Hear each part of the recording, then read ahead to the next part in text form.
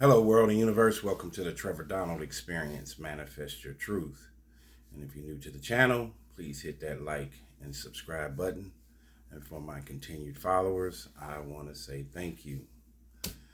And I don't know if you've heard about this story that comes straight out of Minnesota, the state of my main man, Prince, who passed a few years ago.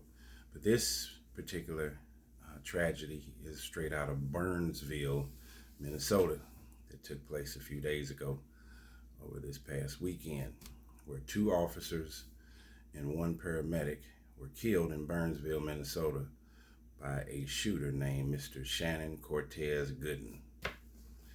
All right, so let's go.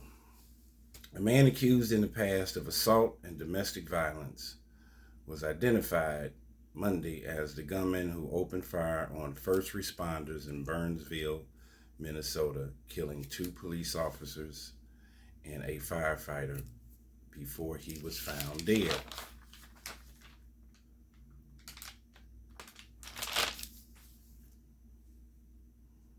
The shooting that broke out early Sunday after hours of negotiations shocked the residents of the suburban outpost 15 miles from downtown Minneapolis and baffled law enforcement. The Hennepin County Medical Examiner's Office identified the suspect Monday, which is yesterday, as Shannon Cortez Gooden, 38 years old, of Burnsville, Minnesota. He died of a self-inflicted gunshot wound, the medical examiner said. So let's go into what led up to this in the backstory. Mr. Gooden had an assault conviction on his record, and several women accused him of domestic violence. No information was immediately available on a possible motive for the shooting. So what happened in Burnsville? Officers were called to a home in the suburban neighborhood around 1:50 a.m. Sunday in response to a domestic dispute in which Gooden was armed and barricaded himself with his family, including 7 children between the ages of 2 to 15. Once police arrived, they spent hours negotiating with the suspect before he started firing at them from different parts of the house, police said, and they returned fire. Officers Paul Elmstrand and Matthew Rouge and firefighter Adam Finseth, who also worked as a paramedic, were killed, the city said in a statement. One other officer, Sergeant Adam Medlicott, was injured and taken to a nearby hospital with non-life-threatening injuries. Finseth, part of the SWAT team that had been called to the scene, was providing aid to an injured officer when he was shot, authorities said. So the 2 officers were Paul Elmstrand and Matthew Rouge. They got shot and killed, and the firefighter was Adam Finseth. The medical examiner's office said Monday that the 3 victims died in the emergency room at Hennepin County Medical Center in Minneapolis of gunshot wounds. Medlicott was released from the hospital on Monday afternoon. The suspect, so a little backstory on Mr. Gooden. He was accused of domestic violence. They said that several women had accused Gooden of domestic violence, and in 2008 he was convicted of an assault after he allegedly pulled out a 7-inch knife during a fight with one of the female victims, according to court records. Because of his conviction, he was banned for life from possessing firearms. Now, this is very important from a legal standpoint and what actually took place. In August 2020, he petitioned the court to restore his gun rights, citing his conviction and the multiple domestic violence allegations against him, Gooden. The Dakota County DA office urged the court to deny his request, which it did 2 months later.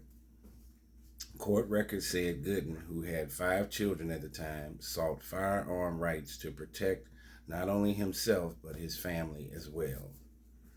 This is all this about weapons and arming yourself is NRA issues, all at the top of the heap for one of the big issues for this new upcoming presidential election. The petition said he had committed himself to his family and career and had taken significant steps to prove his value as a productive and law-abiding citizen. So he was changing his course from his domestic violence issues early on. He took anger management classes, completing a parenting course. He graduated from Dakota Technical College in 2013 with an associate degree and started working in an auto body repair shop. So he was trying to get his life together. Mr. Gooden greatly regrets and has learned from his poor decisions of his past, the petition said. He would like to have a second chance to prove himself as a productive member of society. Sunday's standoff between Gooden and police came about 2 days before a scheduled district court hearing over Gooden's ongoing legal disputes with the mother of 3 of his older children. He had been in a year-long dispute over the custody and financial support of his children, according to court records. So he's been back and forth in court. He has multiple children with multiple women. He has somewhat complicated his life, and so at 38 years old, when you hear me talk about my channel being Manifesting Your Truth, he needs to look in the mirror. He needed to look in the mirror and see that he created many of these scenarios that led up to this. Court records show that Gooden had accused the children's mother of neglect, and she called him controlling, accusing him of abusing her and the children. So, when this standoff took place, now we get to the part where the suspect was found dead and the children were unharmed. Around 8 a.m. That morning, remember it started at 1:30 a.m. on Sunday. Police found Gooden dead inside the house. The children were unharmed, thank God. Evans called it a terrible day and said authorities were still investigating the exchange of gunfire that occurred. Officers will review officers' body camera footage and conduct interviews as part of the investigation. So he ended up killing himself after he shot and killed 2 police officers and 1 firefighter. They said that the suspect was heavily armed and he wasn't supposed to have any guns at all for a lifetime. He was banned for a lifetime. I had never really heard that before, but those laws, that must be a state statute on the books in Minnesota. The suspect had several guns and large amounts of ammunition. At least one of the officers killed was shot inside the home as they were trying to get in there to subdue and arrest him. And investigators are still piecing together where the other 2 victims were shot, Evans said. And then the neighbors and witnesses said the gunshots were like a bunch of fireworks. Neighbors say they were awakened by the sound of loud pops before sunrise. Remember, this all took place after midnight and before 9 a.m. I didn't think it was a gunshot at first, but then we opened the windows and we saw police everywhere and police hiding in our neighbors' yards, said Alicia McCullum, who lived 2 houses down from the site of the shooting. She was 2 doors down from Gooden's house. Then there were 3 more gunshots, she said. It was like a bunch of fireworks. That's when she and her husband and 2 children sought safety in the bathroom, dropping to the floor and praying. McCullum said she was relieved to see a woman and children escorted out of the house. We're so thankful for those police officers that risked their lives to save those kids, McCullum said. So he did not harm the kids. Mr. Gooden had enough consciousness and awareness, even though most commoners would say, or psychologists would say, is that he reached a breaking point and snapped, but he was still conscious and aware not to harm his kids. Thank God. And it's unfortunate that he took out his aggression on the police force and the firefighters, and 3 people had to succumb to his ill-gotten decisions in life and poor conflict resolution and mediation and meditation on navigating and getting through tough times. And many of those times he created with all these baby mothers and all these children and domestic violence issues. Evidently he had anger issues, and he needed to reach out and have some assistance and help. Mental illness is a real deal, where there's stress, fatigue, not knowing how to handle conflict, many of life's stresses in the world. Many people have gotten to the place where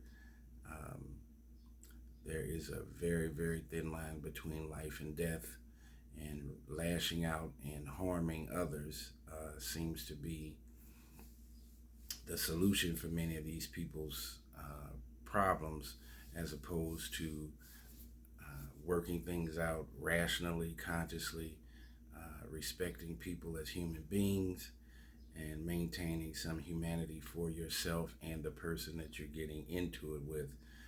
We've gotten so far away, and I don't know what the times are telling us, but individuals are getting upset, and they go from rational life to irrational death in circumstances that are temporary and are not forever, until you make a rash decision on choosing death over life, which becomes permanent and is an everlasting decision.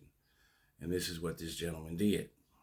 And this is why I'm bringing up that we need to listen to these storylines, see how individuals are handling it, and we need to come up with better solutions to where it's not about life, death, or imprisonment, incarceration for the rest of your life based on a temporary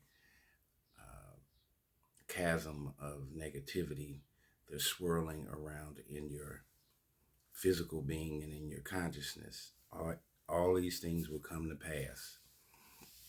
So there was a candlelight vigil for the fallen first responders outside Burnsville City Hall. Hundreds of people, including law enforcement and first responders from neighboring communities, gathered Sunday night to remember Elmstrand, Rouge, and Finseth.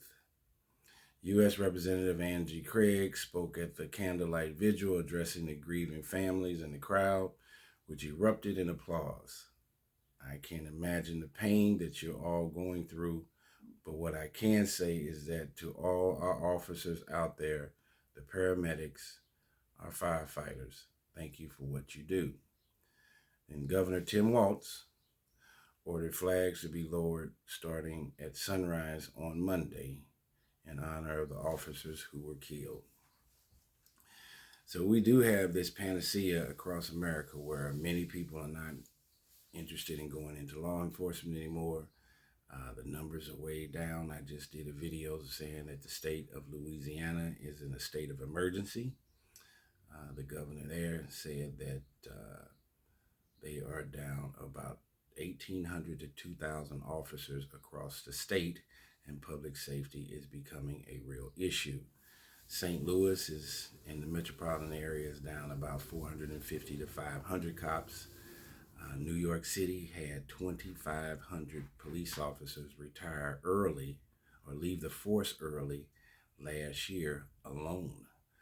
They didn't even wait till retirement age. They left the force before retirement. Chicago is down 1,000 officers. And this is affecting our public safety each and every day, not only in our local cities and our townships and our states, but all throughout the country. And so for our public safety individuals like these paramedics, firefighters, and police officers to end up getting injured and killed during this standoff is very unfortunate. If you talk to many police officers, they will tell you the number one call that they dislike the most and fear the most is a domestic violence issue. Out of all of them, whether it's a drug bust, you can think U.S. Marshal warrants, going to look for folks. The number one most uncomfortable scenario to get for police officers to get a call for, and they not know what they're going to be dealing with, is a domestic violence issue. And many times it ends in violence, whether it's a man and a woman, and police officers involved. The man shoots the woman, shoots himself, shoots the police officers. These are very, very high intensity situations that take place all throughout our country. If you ask any officer, they'll tell you domestic violence calls to a residence is the most uncomfortable call for them to go to. And this has been an unfortunate situation in Burnsville, Minnesota. So I wanted to do a video about it. There were 2 police officers and a paramedic that lost their lives. Mr. Gooden ended up killing himself. Thank God he did not take it out on his children or his ex-girlfriends or ex-wives. Mr. Gooden. And it's another unfortunate circumstance right out of Minnesota. I don't know if there's too many guns on the street. You tell me what you think. He wasn't even supposed to legally have any. He was banned for life, and he still was able to get access. The questions I have for my listening audience, is it too easy to get access to weapons? Are there too many weapons on the street? Are the wrong people getting access to guns? Is it the guns' fault, or is it people that are owning and possessing the guns? Do we need to do a better job vetting individuals for gun licenses and gun ownership? There is a lot of violence. America is probably the number 1 country that is inundated with gun violence out of every country in the world. I know we're number 1 in leading in incarceration, and I think the United States of America is number 1 in gun violence. We have to do better. So tell me what you think. This is what took place in Burnsville, Minnesota a few days ago. It ended up with 4 people deceased, including the gunman, on a domestic violence initial call that ended up in chaos, mayhem, destruction, and death. This has been a Trevor Donald Experience. Manifest your truth in a positive, righteous, and God-fearing way.